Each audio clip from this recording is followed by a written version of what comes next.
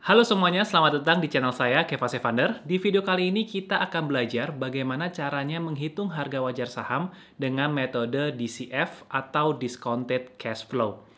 Nah, metode ini diyakini oleh banyak para investor bahwa metode ini adalah metode terbaik untuk menentukan berapa sih nilai intrinsik atau valuasi wajar dari sebuah perusahaan. Warren Buffett sendiri pernah mengatakan bahwa value dari sebuah perusahaan itu ditentukan dari berapa banyak sih cash flow yang bisa diterima oleh para investornya. Nah, akan tetapi metode ini tuh terkenal dengan segala kerumitannya, makanya nggak banyak orang yang bisa menggunakan metode ini dengan baik, dan akhirnya juga ditinggalkan karena terlalu ribet lah dan segala macam. Tapi di video kali ini saya coba mau bantu kalian untuk memahami konsep DCF ini secara lebih sederhana lagi, lebih simpel lagi, dan semoga ini bisa membantu kalian semua. So, langsung saja kita mulai pembelajarannya. Oke, pertama kita coba pahami dulu konsep dari discounted cash flow. Pada dasarnya, sebuah bisnis itu kan memerlukan sebuah modal ya untuk menjalankan bisnis pertama kali. Jadi, para investor atau founder yang pertama itu lakuin penanaman modal. Setelah menanamkan modal, kemudian pasti mereka akan belanja aset gitu ya, belanja modal, siapin keperluan barang-barang, aset segala macam untuk bisnisnya bisa berjalan. Nah, dari belanja modal ini tujuannya apa? Tujuannya untuk bisa making profit tentu saja. Jadi bisnis akhirnya dapat profit. Dan bagaimana supaya bisnis ini bisa bertambah besar? Maka dari itu, profit yang didapat itu pasti akan diputerin lagi ke bisnisnya untuk dibelanjain lagi aset-aset supaya bisa menghasilkan return di masa depan yang lebih besar lagi. Jadi ini satu konsep yang umum sekali. Nah, kalau berhasil bisnisnya, maka di suatu waktu bisnis itu akan punya uang yang jauh lebih banyak, padahal uang itu udah diputerin untuk dibelanjain modalnya. Jadi, perusahaan itu bisa punya yang namanya sisa uang. Ya, sisa uang ini kita sebut dengan istilah yang namanya free cash flow.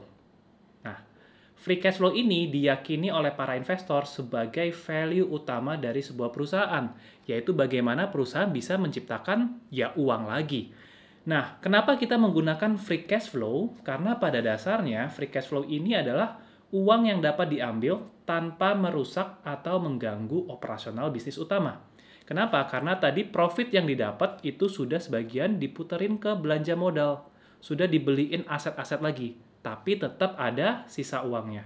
Nah, sisa uang ini itu bisa dipakai untuk banyak sekali hal. Misalnya, bisa saja perusahaan mau bagi yang namanya dividen, atau bisa dipakai juga untuk beli sahamnya balik atau buyback saham.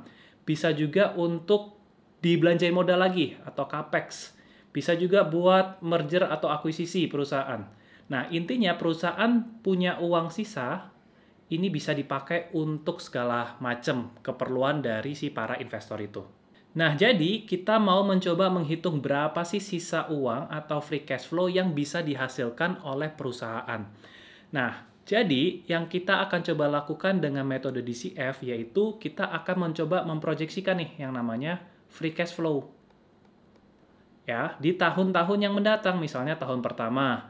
Kemudian free cash flow di tahun yang berikutnya kedua, free cash flow di tahun yang ketiga, dan seterusnya sampai tahun ke-10 misalnya. Tahun ke-10 bahkan sampai tahun yang tidak terhingga misalnya, sampai selamanya. Nah, kemudian dari free cash flow yang kita proyeksikan itu kemudian kita cari present value-nya. Present value-nya di waktu sekarang. Ini kan cash flow yang kita proyeksikan di masa depan. Tapi kita mau coba hitung berapa sih nilai di masa saat ini.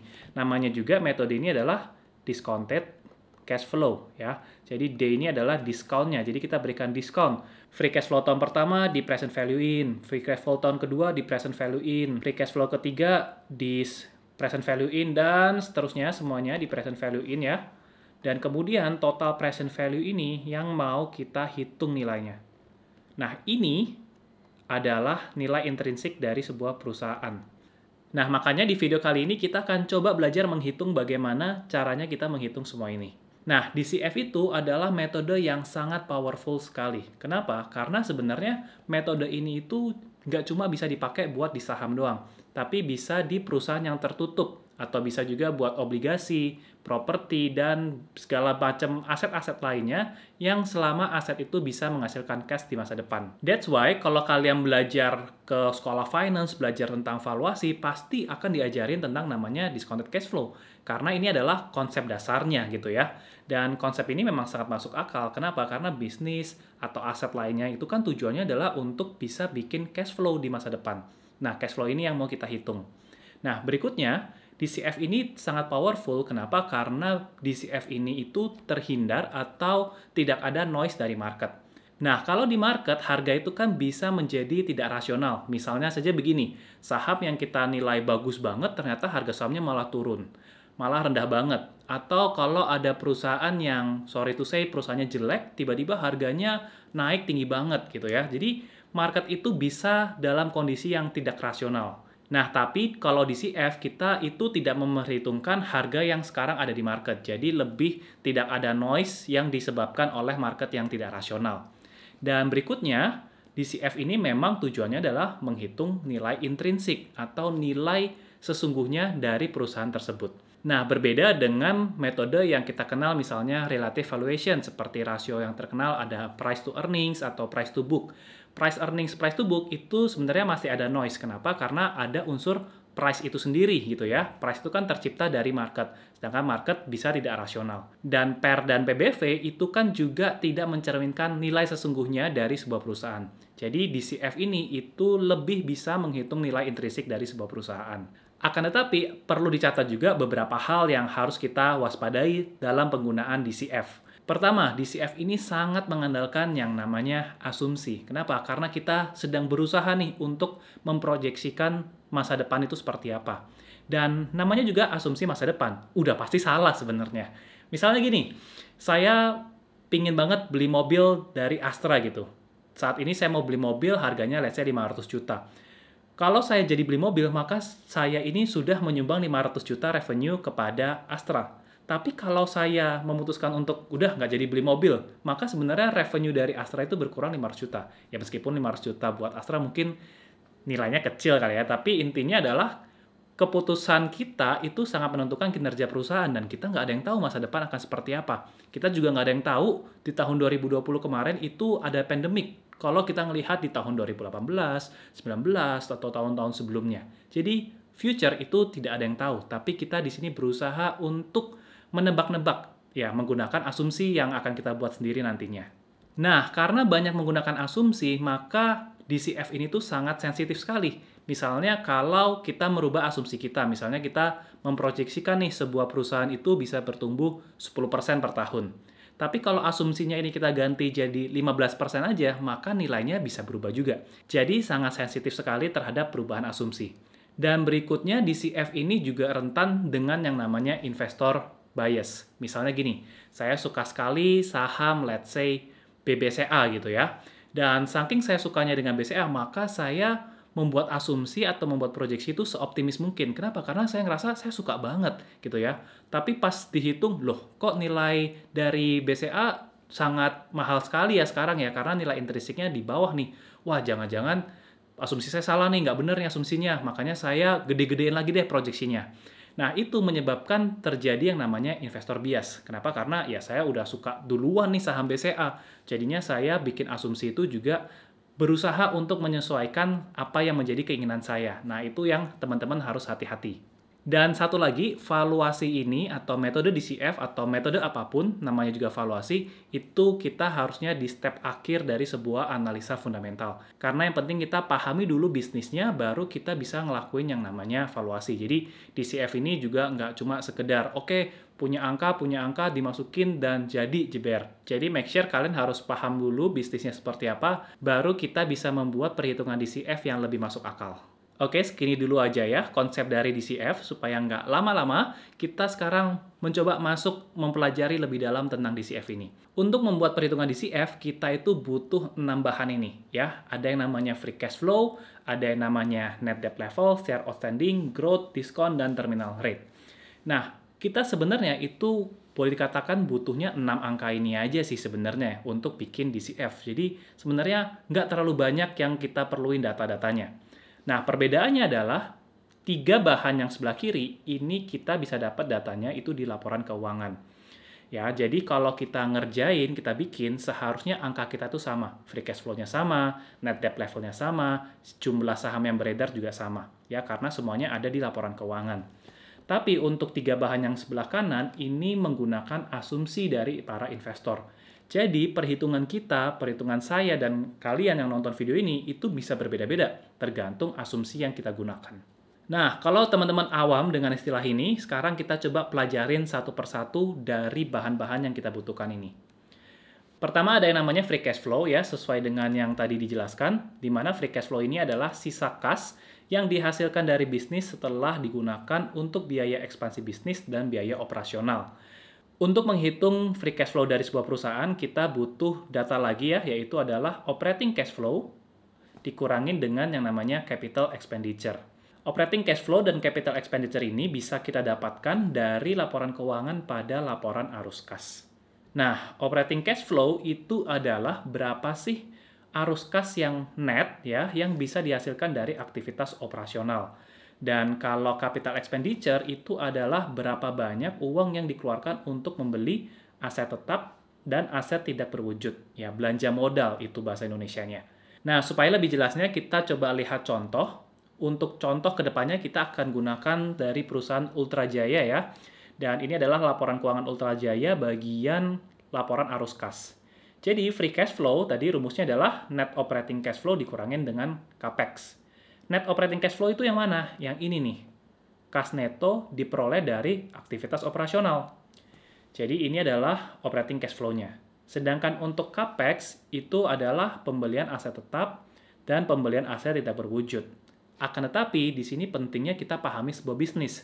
Misalnya saja Ultrajaya, dia kan bikin susu, dan susu sumbernya adalah sapi. Jadi, investasi hewan ternak di bagian ini kita juga masukkan sebagai capital expenditure. Kenapa? Karena kalau Ultrajaya nggak beli hewan ternak, ya mereka nggak bisa produksi, gitu ya.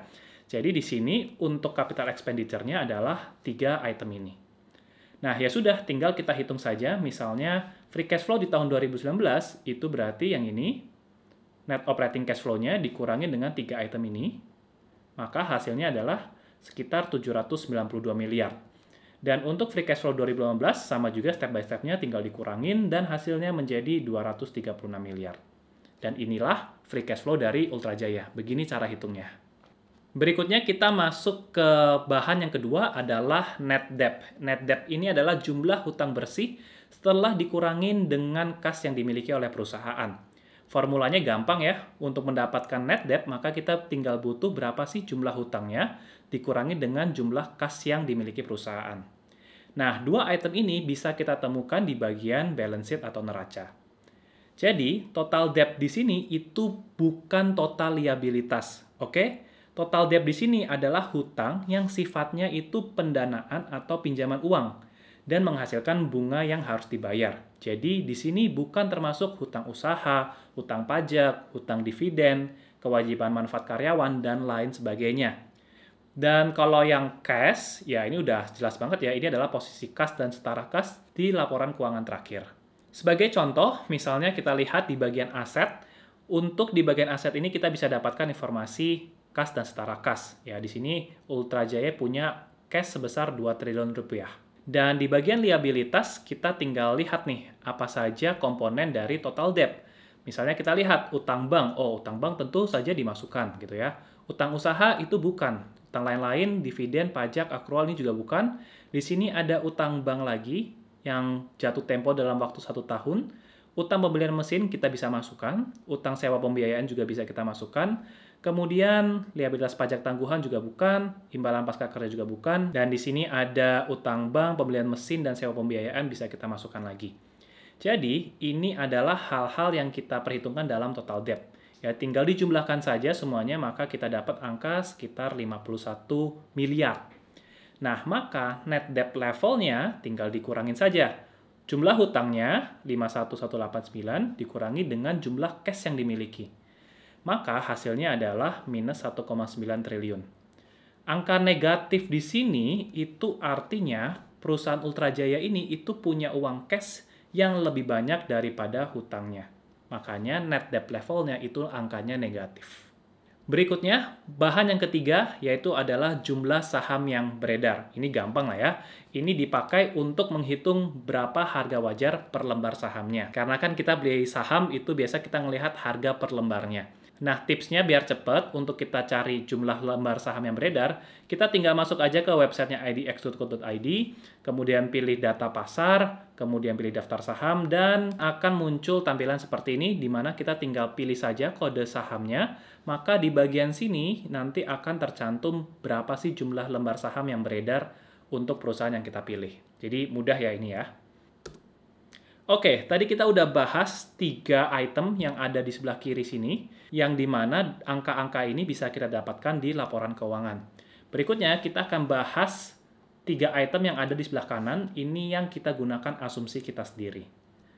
Oke, yang pertama adalah growth rate. Growth rate ini adalah rate yang dipakai untuk memproyeksikan free cash flow di masa depan. Jadi kita menghitung berapa sih free cash flow di next year atau di tahun depan, yaitu dengan cara menghitung berapa sih cash flow saat ini dikalikan dengan growth rate-nya. Seharusnya untuk hitung pertumbuhan teman-teman udah familiar lah ya.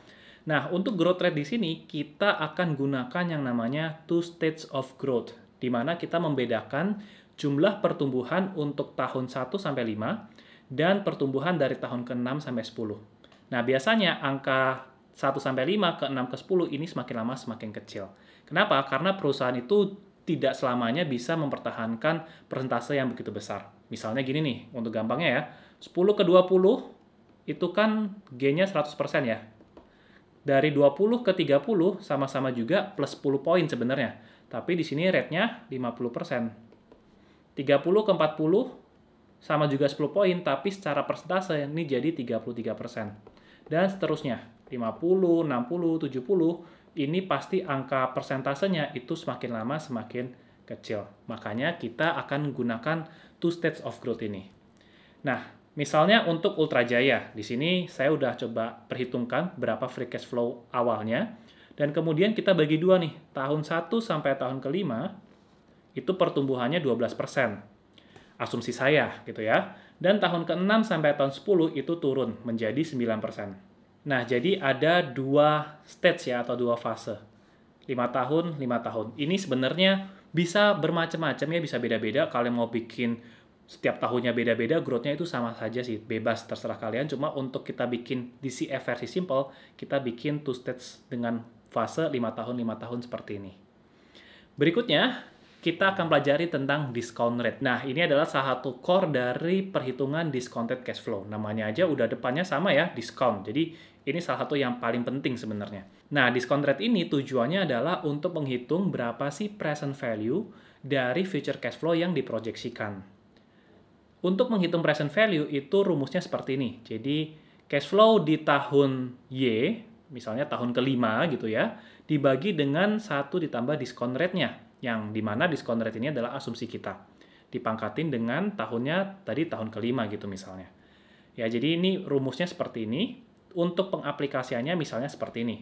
Kita lihat ke Ultra Jaya tadi ya, di mana di tahun pertama free cash flow-nya ini saya proyeksikan menjadi 652. Nah, dengan diskon rate 9%, maka dari 652 di masa depan, itu kalau di present value kan menjadi 599. Angka ini dari mana? Perhitungannya seperti ini, 652. Ini dari free cash flow yang di tahun pertama, tinggal dibagi dengan 1 ditambah 9% pangkat 1 karena tahun 1. Ya udah dapatlah di 599. Misalnya juga untuk tahun ke-7, free cash flow yang kita estimasikan kan 1.220 nih. Ya kan? Untuk present value-nya menjadi 667. Caranya juga sama, 1.220 dibagi 1 ditambah 9% diskon rate-nya, dipangkatin 7 karena tahun ke-7. Jadi itu rumusnya. Nah, pertanyaan yang lebih penting adalah bagaimana kita bisa menentukan angka discount rate di sini. Nah, jadi discount rate ini ada rumusnya. Rumusnya kurang lebih seperti ini. Rumusnya cukup kompleks dan pusing banget ya kayak gini ya. Tapi karena kita bikinnya sebagai DCF made simple, jadi lebih simple, maka tenang aja, kita nggak akan pakai rumus ini, tapi kita ganti dengan yang lebih sederhana. Tapi untuk kita ganti lebih sederhana, make sure kita pahamin dulu konsep dari yang namanya discount rate. Jadi, kita akan gunakan, nggak pakai rumus, tapi investor judgment. Judgment dari kita sendiri. Tapi judgment-nya itu juga punya dasarnya ya. Jadi dasarnya adalah berapa sih rate return yang investor minta supaya tidak ada perbedaan nih antara terima uang sekarang dan uang di masa depan. Nah, supaya membayangkannya lebih gampang, saya coba bikin satu buah ilustrasi nih ya, supaya teman-teman bisa pahami tentang discount rate ini. Misalnya saya itu kerja di kantor gitu ya, dan saya minta cuti nih, di akhir tahun minta cuti 5 hari ke bos saya gitu. Nah, tapi tiba-tiba bos saya ini ada kerjaan mendadak, dan minta saya supaya cutinya ini nggak di tahun ini, tapi di tahun depan. Karena kerjanya lagi numpuk lah segala macem, bla bla bla bla bla. Nah, supaya fair gimana? Kan saya mau cuti, mau liburan. Ya udah, saya ngomong ke bos saya. Bos, kalau saya ditunda liburannya, maka tahun depan saya minta liburan saya atau jatah cuti saya itu ditambah 7 hari. Ya karena namanya bosnya juga lagi butuh, ya udahlah, bolehlah dikompensasi tahun depan liburannya ditambah 7 hari. Maka 5 hari cuti saat ini, di tahun sekarang ini, itu bagi saya sama dengan kalau 7 hari di tahun depan. Ya, bagi saya ini sama aja. Saya mau liburan 5 hari sekarang, atau saya liburan ditambah 7 hari di tahun depan. Bagi saya ini sama saja. Nah, dari ilustrasi ini adalah mental discount rate-nya Kefas. Ya, untuk liburan itu 40%. Kenapa? Karena saya minta 7 hari, padahal awalnya harusnya cuma 5 hari, gitu ya. Jadi nambah 2 hari atau 40%. Nah, misalnya juga sama nih dengan teman-teman kalau disuruh milih. Pilih mana? Terima uang 100 juta sekarang, atau pilih uang 110 juta tapi tahun depan. Nah, kalau teman-teman menganggap, ya udah deh, saya terima 110 juta tahun depan atau 100 juta sekarang itu bagi saya sama aja, atau bagi teman-teman sama aja, maka diskon rate itu adalah sebesar 10%. Ya, jadi nggak ada bedanya mau 100 juta sekarang atau 110 juta tahun depan. Nah, itu adalah konsep berpikirnya seperti itu, tentang diskon rate. Nah, jadi kenapa sih kita perlu banget yang namanya diskon rate? Jadi, diskon rate ini itu muncul karena ini merupakan kompensasi akibat adanya yang pertama, time value of money. Uang sekarang itu jauh lebih berharga daripada uang yang kita terima di masa depan, kecuali sampai melebihi diskon rate yang tadi kita sudah tentukan. Gitu ya. Nah, dan yang kedua itu karena ada yang namanya ketidakpastian dan resiko bisnis. Bisa aja yang tadinya tahun depan saya dikasih 7 hari cuti, tiba-tiba bos saya ngelunjak nih, tahun depan diminta suruh tunda lagi. Jadi nggak pasti kan, saya belum tentu dapat 7 hari lagi ditambahan di akhir tahun depan. Atau juga bisa nggak pasti, misalnya saya udah resign. Jadi untuk terima reward di masa depan itu banyak sekali yang namanya ketidakpastian. Dan ini yang kita kompensasi dengan yang namanya discount rate. Dan tentu saja kalau di bisnis itu ada yang namanya resiko bisnis. Jadi semakin beresiko sebuah bisnis, maka diskon rate yang kita berikan itu harusnya semakin besar. Nah, resiko bisnis ini bisa kita analisa dari mana? That's why ini gunanya analisa fundamental. Karena kita akan mempelajari nih, berapa besar sih skala perusahaannya, apakah perusahaannya stabil atau enggak, atau dia sifatnya cyclical. Misalnya kalau bisnisnya consumer goods yang menjual bahan-bahan pokok, kebutuhan rumah tangga sehari-hari, maka bisnisnya lebih cenderung tidak beresiko. Tapi kalau bisnisnya misalnya menjual komoditas, nikel, batu bara, yang harganya berfluktuatif, yang ada musim-musimannya, maka menjadi lebih beresiko lagi. Diskon rate-nya seharusnya lebih besar. Atau perusahaan-perusahaan yang punya hutang yang lebih banyak gitu ya, leverage-nya gede, maka tentu resikonya tinggi. Manajemennya juga, misalnya bagus, jelek, terus juga apakah perusahaan itu punya competitive advantage atau moat gitu ya, apakah perusahaannya kompleks atau lebih mudah. Intinya hal-hal ini yang kita pelajarin di analisa fundamental itu yang nanti menentukan berapa persen diskon rate yang kita berikan. Agak kompleks memang, tapi semoga teman-teman nangkep ya. Nah, supaya lebih gampang memproyeksikan angka ini, saya akan kasih tips buat teman-teman semua. Ya, pertama, kita patokannya itu yang kita bisa ambil pertama kali adalah yang namanya risk-free rate. Atau berapa sih return yang bisa dihasilkan dari instrumen investasi yang benar-benar resikonya tuh minim banget atau hampir nggak ada. Nah, ini kita bisa pakai dari obligasi pemerintah yang jangka waktunya 10 tahun. Ya. Misalnya di sini kalau kita cek di Google, government bond yang jangka waktunya 10 tahun itu punya yield 6,2%. Jadi, discount rate untuk bisnis seharusnya lebih tinggi dibandingkan risk-free rate dari government bond. Kenapa? Karena daripada bikin bisnis, mending kalau punya uang, taruh aja di sini. Dapat return 6%. Kalau kita milih bisnis, maka seharusnya bisa kasih return yang lebih tinggi dong. Ekspektasinya kan lebih tinggi untuk jalanin bisnis daripada kita taruh uangnya di obligasi. Kalau kita naruh uangnya di obligasi dengan resiko yang paling nol, kita aja bisa dapat 6%. Jadi diskon rate-nya ini kita harus kasih yang lebih tinggi lagi. Tips yang kedua, seperti yang tadi dia bilang ya, semakin beresiko bisnisnya, maka semakin tinggi rate-nya. Nah, jadi kalau saya biasanya buat patokan dengan saham lain nih. Dengan rentangnya misal 8-15%. Saya biasa nggak turun atau nggak lebih kecil dari 8%, dan juga nggak lebih tinggi daripada 15%. Ya. Misalnya nih, BCA, kita kenal dengan perusahaan yang sangat stabil, perusahaannya besar, resikonya juga cukup rendah. Misalnya kita gunakan 8%. Ya, ini batas bawahnya untuk di sini. Maka nggak mungkin kalau saya analisa misalnya saham PTBA yang batu bara, yang lebih beresiko, saya juga gunakan discount rate 8%. Nggak mungkin. Ya, ini jadinya nggak fair. Padahal kalau menurut saya PTBA ini lebih beresiko. Apalagi misalnya perusahaan batu bara yang skalanya lebih kecil lagi, yang net profit-nya atau revenue-nya juga lebih berfluktuatif, maka pasti saya akan gunakan discount rate yang lebih tinggi lagi. Misalnya juga saham-saham sekelas Unilever, kemudian Mayora, menurut saya itu kan mereka perusahaannya stabil. Jadi saya bisa gunakan rate yang kecil, 8%. Kalau perusahaan properti mungkin lebih tinggi lagi, 10%, 11%. Atau perusahaan yang bahkan sedang merugi, yang nggak pernah untung, malah discount rate-nya kalau bisa semakin tinggi lagi. Kenapa? Karena resikonya semakin besar. Nah, tips dari saya, lakukan ini tuh sebagai trial and adjustment. Jadi kalian adjust setelah kalian banyak menganalisa perusahaan, maka kalian akan coba tahu nih mana discount rate yang fair bagi masing-masing perusahaan. Dan jangan khawatir bahwa discount rate itu harus kita sepakati di angka yang sama, nggak bisa. Jadi nggak perlu to be exact ya, karena memang discount rate yang paling tepat itu juga nggak ada gitu ya. Makanya para analis gitu ya come out dengan sebuah formula yang belum tentu juga discount rate itu yang paling benar. Jadi intinya adalah jangan khawatir, yang penting kita mengerti apa maksud dari discount rate-nya. Berikutnya bahan yang terakhir itu namanya terminal growth rate. Ya, kita mengasumsikan bahwa perusahaan itu masih akan bertumbuh lebih dari 10 tahun atau bahkan sampai selama mungkin. Jadi pertumbuhannya akan kita proyeksikan terus-menerus sampai selama mungkin.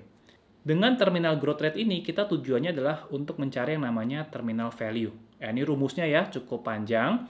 Kalau kita lihat ke contohnya saja langsung ya, misalnya tadi Ultra Jaya, kita kan udah proyeksikan sampai tahun ke-10. Ya kan? Nah, sekarang kita butuh yang namanya terminal value. Atau setelah tahun ke-10 itu nilainya berapa? Nah, di sini kita dapat angka 23035. Ini adalah terminal value-nya. Angka ini dapat dari mana? Ya, ini dapat dari formula yang ada di sini nih ya. Jadi kalau kita hitung manual, maka free cash flow tahun ke-10, 1580, dikalikan dengan 1 ditambah dengan terminal growth. Ya, berarti setelah tahun ke-10 itu kita asumsikan pertumbuhannya 2% terus. Terus kemudian dibagi dengan discount rate, dikurangi dengan terminal growth-nya lagi 2%. Maka kalau kalian hitung hasilnya 23035. Nah, tips buat teman-teman untuk yang terminal growth rate ini, kalau bisa maksimal sih menurut saya 2% lah. Range-nya tuh 0-2%. Mau 0 itu bagus banget, berarti lebih konservatif lagi ya. Kalau di atas 2%, itu artinya pertumbuhannya bisa melampaui pertumbuhan ekonomi dunia. Pertumbuhan ekonomi dunia aja 3% gitu ya. Jadi, kalau perusahaan ini bertumbuhnya di atas 3%, maka perusahaan ini akan lebih besar daripada dunia ini, which is impossible gitu ya. Jadi, make sure maksimal tuh di 2% aja udah cukup. Nah, itu tadi dia 6 bahan yang perlu kita gunakan untuk menghitung discounted cash flow. Nah, sekarang kita akan pelajarin bagaimana cara menggunakan angka-angka ini untuk bisa mendapatkan nilai intrinsik dari sebuah perusahaan. Caranya sebenarnya gampang kalau udah ngerti, yaitu nanti kita tinggal edit-edit di Excel-nya aja. Kalau edit di Excel itu gampang banget, teman-teman. Jadi kita tinggal masukkan saja ya bahan-bahan yang udah kita siapkan. Misalnya tadi free cash flow, net debt level, share outstanding, growth 1-5, growth 6-10, discount rate, terminal growth rate. Udah, kalau di Excel tinggal input-input ini saja, pakai mesin otomatis di Excel, udah deh langsung ketemu berapa sih intrinsic value dari sebuah perusahaan. Nah, kabar baik untuk semuanya, Excel-nya ini akan saya bagikan untuk ke teman-teman semua secara gratis. Silahkan kalian download saja, link-nya ada di kolom deskripsi.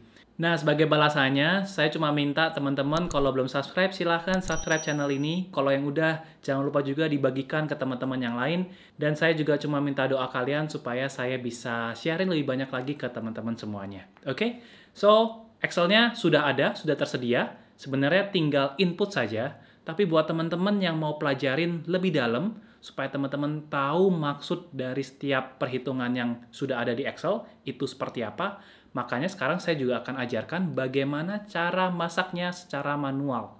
Masak secara manual ini tujuannya apa? Tujuannya supaya teman-teman bisa, misalnya mau utak-atik Excel-nya, mau bikin template yang baru, nah teman-teman yang penting paham dulu nih step by step-nya. Mudah juga untuk membuatnya, kita hanya butuh 5 step seperti ini saja. Dan kita akan bahas step ini satu persatu lagi. Kita mulai dari step yang pertama.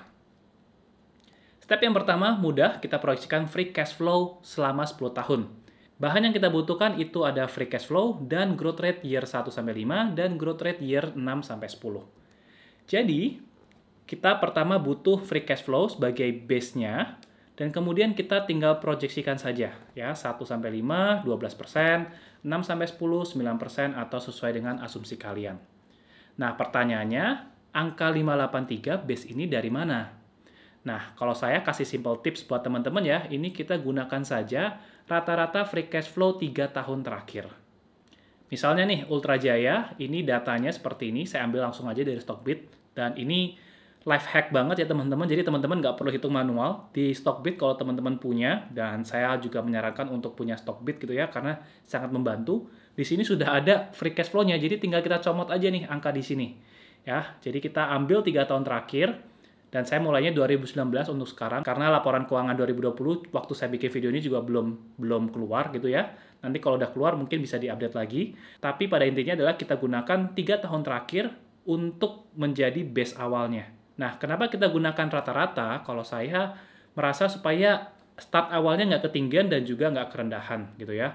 Bisa juga sih kalau kalian mau mulai dari angka 793, ya bebas-bebas saja. Tapi supaya agak lebih konservatif, saya biasa gunakan 3 tahun terakhir. Karena biasa free cash flow itu suka nggak stabil gitu ya. Jadi lebih baik kita ambil rata-ratanya. Kalau misalnya ternyata free cash flow 2020 itu rendah banget gitu misalnya. Nah, itu kan sebenarnya agak anomali karena 2020 pandemik. Jadi untuk lebih balance saya gunakan ya rata-rata ini. Tapi baik-baik lagi, terserah kalian mau judgement-nya seperti apa, yang penting punya base-nya saja. Nah, jadi ya udah dari angka 583 ini, kemudian tinggal kita hitung pertumbuhannya atau growth-nya selama 10 tahun ke depan. Itu step yang pertama. Step yang kedua, kita kemudian hitung present value-nya. Nah, bahan yang kita butuhkan adalah discount rate. Nah, jadi tadi kita udah hitung ya sampai tahun ke-10 angka free cash flow-nya, kemudian kita kasih discount rate. Misalnya di sini saya kasih 9%. Nah, maka kayak tadi ya sempat saya bahas juga, kita hitung present value-nya. Nah, misalnya angka 599 ini dapat dari mana? Kita refresh dikit. Ini adalah 652 dibagi dengan 1 ditambah discount rate-nya, dipangkatin 1.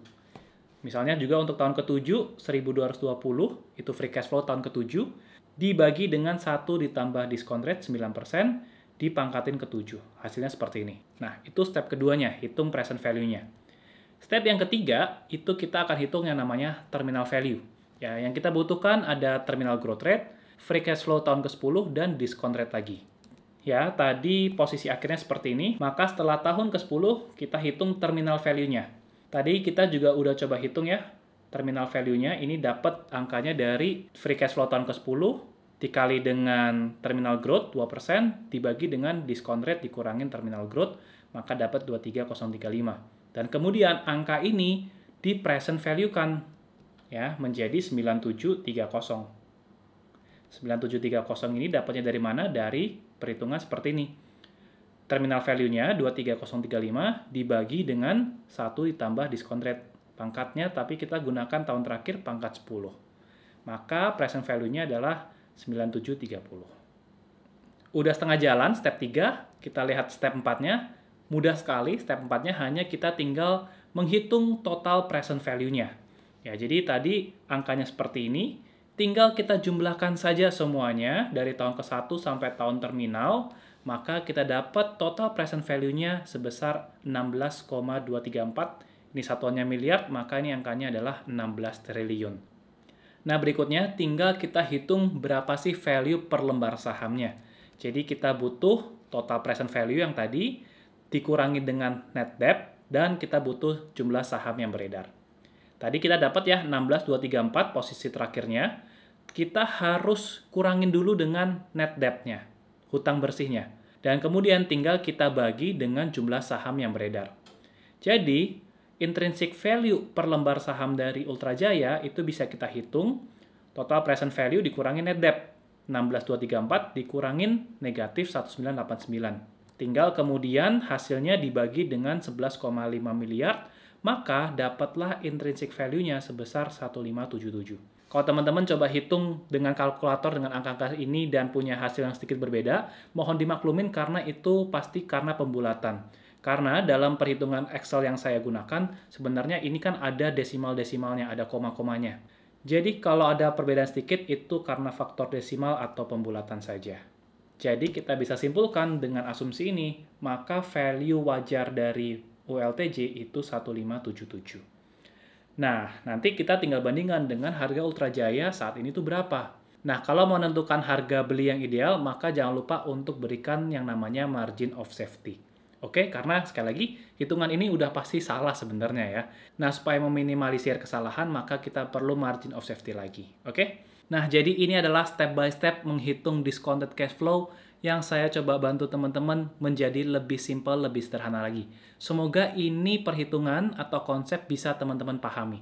Nah, terakhir saya akan ajarkan bagaimana cara menggunakan Excel-nya. Karena sebenarnya kan kita tinggal input-input saja di Excel yang sudah saya siapkan. Nah, seperti yang tadi saya sampaikan, kalau pakai Excel kita tinggal masukin saja nambahan utama, maka udah langsung kehitung nilai intrinsiknya. Nah, jadi sekarang saya buka dulu Excel-nya itu seperti ini. Ya, jadi di sini itu yang kita masukkan. Ya, nanti teman-teman kalau teman-teman lihat tulisan yang warna biru ini teman-teman bisa ganti ya. Jadi kalau misalnya free cash flow-nya kalian mau ubah, net debt level-nya nanti berubah, jumlah lembar saham ada perubahan, ini teman-teman bisa ganti saja. Dan ini tadi ya step 1 sampai step kelima tadi semuanya udah saya hitungkan seperti ini. Excel-nya sangat simple ya sebenarnya. Bahkan kalau teman-teman mau lebih simple lagi, kalian nggak mau pusing, kalian bisa hide dan selesai. Sebenarnya kalkulatornya cuma segini aja yang kalian butuhkan gitu ya. Jadi sebenarnya mau dibikin simple itu bisa. Ya, tapi nanti di akhir video saya juga masih akan jelaskan perbedaan antara DCF versi simple dan DCF versi advance. Jadi tetap tonton terus video ini sampai habis. Ya, tapi saya jelaskan dulu sedikit tentang Excel-nya. Ini saya unhide dulu lagi ya. Jadi intinya huruf yang biru ini kalian bisa ubah-ubah kalau terdapat perubahan atau kalian mau mengganti-ganti misalnya growth rate-nya. Misalnya kalian mau ganti 15%. Artinya lebih optimis lagi, maka intrinsic value-nya bisa berubah. Ya. Atau discount rate-nya kalian mau kecilin. Kayaknya Ultra Jaya ini perusahaan yang stabil banget, bagus banget, 8% aja udah cukup. Maka intrinsic value-nya bisa bertambah. Saya kurangin lagi misalnya jadi 12%. Nah, jadi kalian utak-atik sih sebenarnya di sini. Tinggal kalian masukin input-input yang kalian asumsikan. Dan nanti kalian sudah kehitung nilai intrinsic value per lembar sahamnya. Misalnya dengan asumsi yang terakhir, seperti yang dicontoh ya, misalnya ya seperti ini, kan kita dapat intrinsic value-nya 1577. Harga sekarang terakhir itu Ultra Jaya di 1650. Nah, maka sekarang itu udah nggak ada margin of safety, atau boleh dikatakan ya di kisaran harga yang wajar. Nah, misalnya kapan nih harga Ultra Jaya itu dikatakan under value?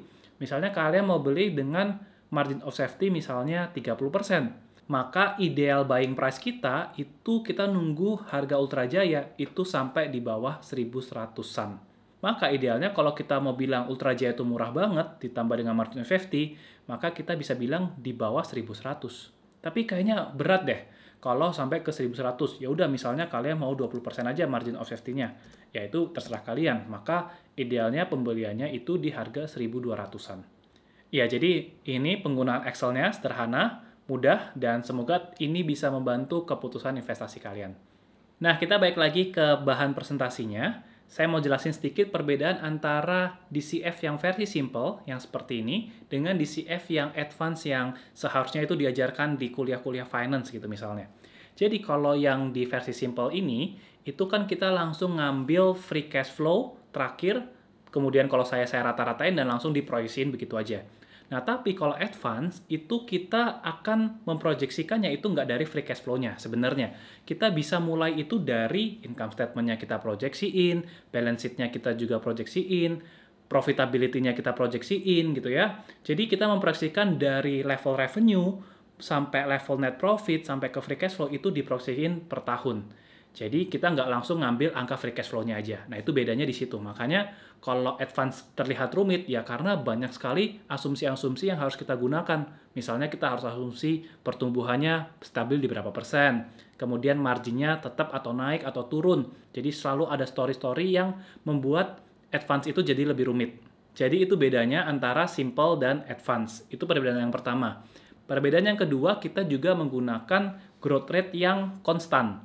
Konstan di sini saya langsung ngambil tahun 1 sampai 5, tahun 6 sampai 10 dan terminal value. Tapi kalau mau yang advance, kalian bisa memproyeksikan ini pertumbuhannya tiap tahun beda-beda. Misalnya, wah di tahun 2020 pandemik, ya udah di tahun 2021 maka seharusnya pertumbuhannya persentasenya gede. Kenapa? Karena 2020 kondisinya lagi turun. Jadi kalau nanti recovery, pertumbuhan 2021 harusnya besar. Tapi di 2022, tahun kedua itu melambat. Berikutnya tahun ketiga mungkin bisa lebih cepat lagi dan mulai stabil naik. Jadi kalau advance itu benar-benar tiap tahun dihitung. Jadi kalau para analis, ya kerjanya mereka adalah menganalisa sampai sedetil itu. Dan perbedaan yang ketiga yang saya lakukan di sini adalah discount rate ini kita menggunakan investor judgment. Ya, saya menggunakan judgment saya untuk menentukan discount rate-nya. Padahal seperti yang tadi sempat saya kasih lihat ya, sebenarnya discount rate itu aja juga ada perhitungannya lagi yang menggunakan beberapa asumsi dan beberapa data di laporan keuangan. Jadi di situ perbedaannya. Dan memang kalau yang di advance, menghitung discount rate ini juga cukup perjuangan ya, juga cukup rumit. Jadi angkanya pun juga harus butuh riset yang cukup banyak untuk bisa mendapatkan discount rate yang ideal. Nah, jadi semoga teman-teman paham ya perbedaan antara simple dan advance, tapi menurut saya keep it simple aja itu juga bisa berhasil di market. Nah, terakhir nih tentang tips-tips untuk membuat perhitungan DCF yang simple ini itu menjadi berhasil. Saya bagikan 4 tips terakhir nih teman-teman ya.